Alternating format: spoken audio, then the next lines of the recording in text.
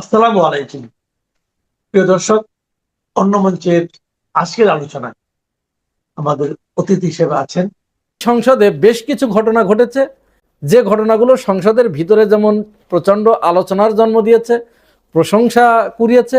বিশেষ করে সংসদের যিনি ডেপুটি স্পিকার কায়সার কামাল, তার একটি বক্তব্যে বাম পাড়ায় প্রচণ্ডভাবে আগুন ধরে গেছে, তাদের পুচ্ছে আগুন লেগে গেছে। তারা ডেপুটি স্পিকারের এই বক্তব্যের পরে একবার সংসদ ভবনের দিকে দৌড়াচ্ছে, আবার তারা নদীর দিকে দৌড়াচ্ছে, আবার শাহবাগের দিকে দৌড়াচ্ছে, অর্থাৎ তাদের আগুন নিভাতে হবে। কি এমন কথা? কায়সার কামাল কি বললেন?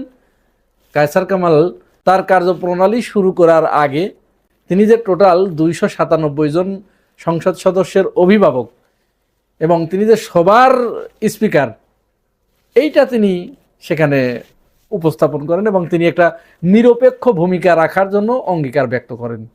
শুনুন তার বক্তব্য তিনি কিভাবে বলেছেন।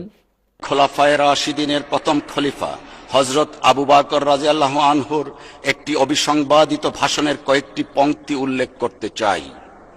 খেলাফতের দায়িত্ব নিয়ে অভিষেকের অভিভাষণে তিনি বলেছিলেন, আপনারা আমার উপর দায়িত্ব অর্পণ করলেও আমি আপনাদের মধ্যে শ্রেষ্ঠ মানুষ নই।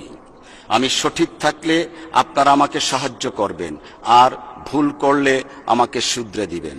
এই মহান উক্তির প্রতিধ্বনি করে আজ আমিও বলতে চাই, এই সংসদের মাননীয় সদস্যদের মধ্যে আমার চেয়ে জ্ঞানী, প্রজ্ঞাবান, উপযুক্ত ও অভিজ্ঞ অনেকেই আছেন। সম্মানিত অভিজ্ঞ সদস্যদের প্রতি বিনীত অনুরোধ করছি, দয়া করে আপনারা আমাকে সাহায্য করবেন, ভুল করলে শুধরে দেবেন, যাতে আমি সঠিকভাবে দায়িত্ব পালন করতে পারি। এই বক্তব্য শোনার পরে বামেরা, বিশেষ করে শাহবাগীরা অস্থির হয়ে গেছে, পাগল হয়ে গেছে। হ্যাঁ, এত বড় অনাচার জাতীয় সংসদের ভিতরে! খলিফা ওমরের কথা, ইসলামের কথা, এখানে কি সব জামাত ইসলাম হয়ে গেছে? মানে ওনাদের দৃষ্টিতে ইসলামের কথা বললেই সব জামাত ইসলাম। আর আপনি যত রাম, বাম, মোদি, হ্যাঁ, শর্মা, বিশ্বনাথ কর্ম, যা কিছু বলেন, ওইটা হচ্ছে ওদের বাপ। আব্বা আব্বা করে ওইখানে যে ওরা গদগদ হয়ে যায়, ওইখানে তাদের কোনো সমস্যা নেই। এরা স্রেফ ভণ্ডামো, বামপন্থা মানে স্রেফ একটা ভণ্ডামো। যাই হোক, কায়সার কামালের এই বক্তব্য বামেরা বাঁকা চোখে দেখলেও, তাদের পুচ্ছে আগুন লেগে গেলেও, পুরো বাংলাদেশের জনগণ, সংখ্যাগরিষ্ঠ মানুষ এখানে যারা, তারা প্রচণ্ডভাবে তাকে প্রশংসা করছেন। বিশেষ করে জাতীয় সংসদেই বিরোধী দলীয় নেতা এবং অন্যান্য বিরোধী দলীয় সংসদ সদস্যরা তাকে অভিনন্দন জানিয়েছে এবং তাকে প্রশংসা করেছে। এরপরে তিনি যথারীতি কার্যক্রম শুরু করেন। কার্যক্রম শুরু করার পরে আজকে বিরোধী দল, বিশেষ করে জামাত ইসলাম, তারা সেইভাবে নিজেদেরকে মেলে ধরতে পারেন নাই। শুরুতেই প্রচণ্ড সমালোচনা চলে আসে মানুষের পক্ষ থেকে, জনগণের পক্ষ থেকে। গাজীপুর থেকে যিনি নির্বাচিত হয়েছেন তরুণ সাংসদ সালাউদ্দিন আইয়ুবী, তার একটি বক্তব্যে প্রচণ্ডভাবে সমালোচনার জন্ম দিয়েছে। এমনকি তাকে কেউ মেরুদণ্ডহীন, অমেরুদণ্ডী প্রাণী কেঁচো বা সাপের সাথে বা তেলাপোকার সাথে উপমা দিচ্ছে কেউ কেউ। কারণ ডেপুটি স্পিকার তার নাম যখন ঘোষণা করেন যে গাজীপুর 4 আসনের জনাব সালাউদ্দিন আহমেদ বক্তব্য দিবেন এখন, তিনি তখন দাঁড়িয়ে বলেন যে আমার নাম সালাউদ্দিন আইয়ুবী। তখন ডেপুটি স্পিকার এটা সংশোধন করার আগেই তিনি দুঃখ প্রকাশ করছেন যে সরি, এখানে এইরকম লেখা ছিল। তখনই এই সালাউদ্দিন আইয়ুবী বলে ওঠেন যে আমি ধন্য বা ভাগ্যবান যে আমার নাম স্বরাষ্ট্রমন্ত্রীর সাথে মিলে গেছে, এরকম করে বলা হয়। গাজীপুর 4 থেকে নির্বাচিত মাননীয় সংসদ সদস্য জনাব সালাউদ্দিন আহমেদ। আসসালামু আলাইকুম। ধন্যবাদ মাননীয় স্পিকার। আমার নাম সালাউদ্দিন আইয়ুবী। আমি দুঃখিত, এখানে লেখা আছে ওইভাবে, হয়তো আমাদের লেখাতে একটু ভুল হয়েছে। সালাউদ্দিন আমি সৌভাগ্যবান, সম্মানিত স্বরাষ্ট্রমন্ত্রীর নামে উচ্চারণে আমার মাধ্যমে হয়েছে। তাকে আমি এই বিষয়টা যে তিনি খুব বেশি খারাপ বলে ফেলেছেন সংসদে, সালাউদ্দিন আহমেদ তিনি একজন বিজ্ঞ পার্লামেন্টারিয়ান, বিশেষ করে তিনি সংবিধান বিষয়ে যে অভিজ্ঞতা তার রয়েছে, এই অভিজ্ঞতার কারণে যারা বিরোধী দলের আসনে এখন আছে তাদেরকে ভুগতে হবে, প্রচুর ভুগতে হবে তাদেরকে। এক সালাউদ্দিনই তাদেরকে সংসদে কথা বলতে দেবেন না, পাত্তাই দেবেন না তাদের। তিনি সংবিধান সম্পর্কে এত জ্ঞান অর্জন করেছেন, এত ধারণা রাখেন। তারপরে তো একটা কথা আছেই তার সম্পর্কে, যে তিনি শিলং থেকে অনেক কিছু শিখে এসেছেন। এই কথাগুলো যাই হোক, তিনি তো শিখেছেন। তো সংবিধান সম্পর্কে তার সামনে যেটা দেখলাম আজকে, বিশেষ করে তার সামনে দাঁড়িয়ে কথা বলার মতো কেউ নাই। এখন বিরোধী দলের সদস্যদের একমাত্র কাজ, তারা রাত দিন 24 ঘন্টা সংবিধান নিয়ে পড়ে থাকতে হবে, একদম ঠোঁটস্থ করে ফেলতে হবে। তাহলেই কেবল সালাউদ্দিন আহমেদকে কাউন্টার দেয়া যাবে। বিরোধী দলীয় নেতা একটি বিষয় উত্থাপন করেছিলেন, মুলতবি প্রস্তাব চেয়ে। তিনি এই সংবিধান সংস্কার পরিষদের এই বিষয়ে আলোচনা আনতে চেয়েছিলেন। তো সেখানে বিধি অনুযায়ী কোন বিধিতে আলোচনা করলে কোন বিধিতে গ্রহণ করবেন, এই বিধির উপরেই সালাউদ্দিন আহমেদ অনেক সময় বক্তব্য দিয়েছেন। আমার মনে হয় অনেকেই এই বিধি কি সেটাই বোঝেন নেই।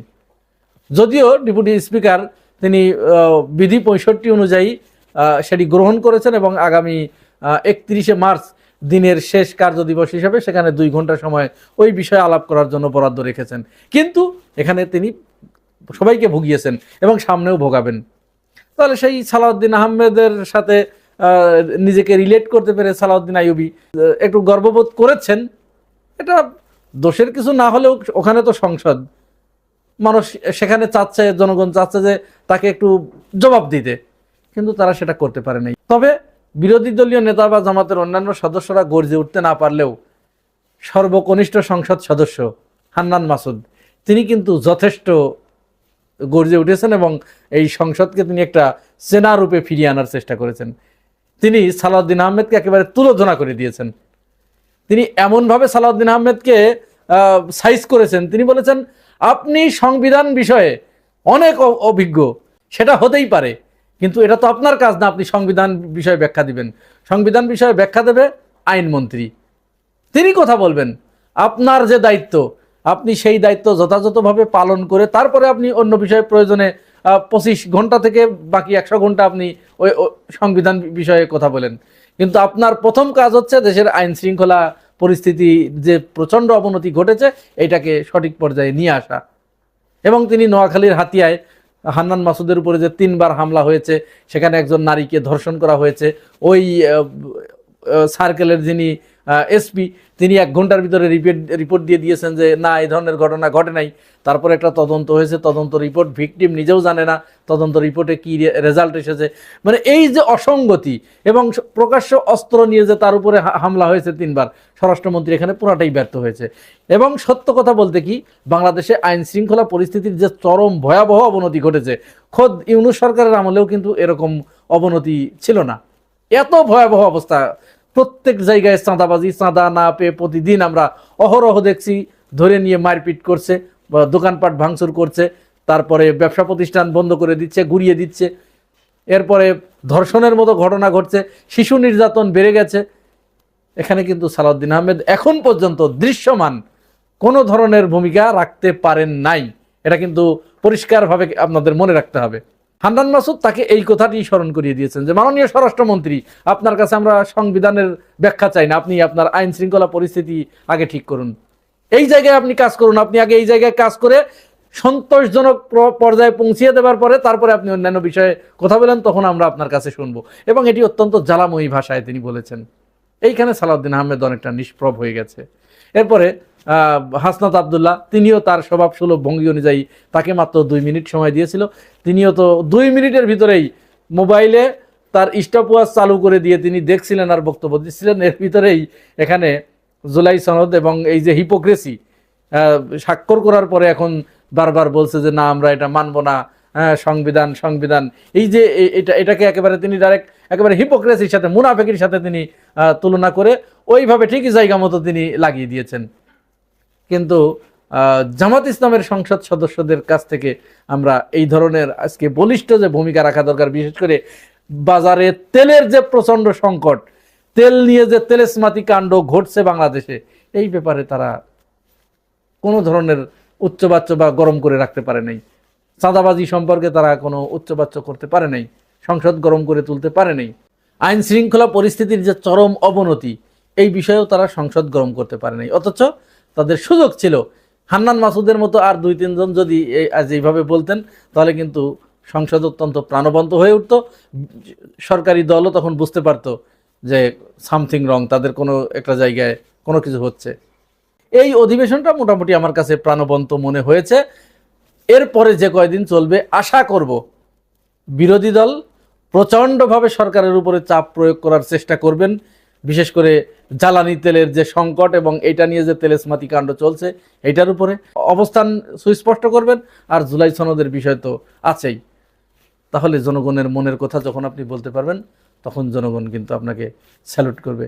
আর ওই যদি মিন লুতুপুতু করেন, ও আর বাংলাদেশের জনগণ এখন ওটা চায় না।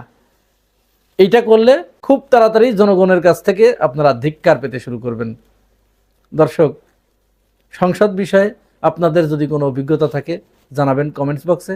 আর ভিডিওটি ভালো লাগলে পাশে থাকবেন সাবস্ক্রাইব করে। আজ এ পর্যন্তই। আল্লাহ হাফেজ।